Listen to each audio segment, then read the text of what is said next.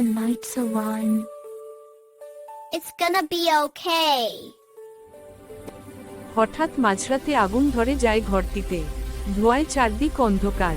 দরজার কাছে এসে ছেলেটি চিৎকার করে ওঠে, কেউ আছো ভেতরে? দুর্বল কণ্ঠে মেয়েটির উত্তর আসে, আমি বেরোতে পারছি না। ছেলেটি আর দেরি করে না, গামছা ভিজিয়ে মুখে বেঁধে সে ভেতরে ঢোকে। ধোঁয়ার মধ্যে মেয়েটিকে খুঁজে পেয়ে তাকে ধরে বলে, ভয় পেও না, আমি আছি। সেই সাবধানে মেয়েটিকে নিয়ে বাইরে আসে। গ্রামের লোকজন আগুন নেভাতে ব্যস্ত। ছেলেটি মেয়েটিকে কোলে তুলে দ্রুত হাসপাতালে নিয়ে যাওয়ার জন্য রওনা দেয়। পথে সে শান্ত গলায় বলে, আর একটু ধৈর্য ধরো, হাসপাতাল কাছে।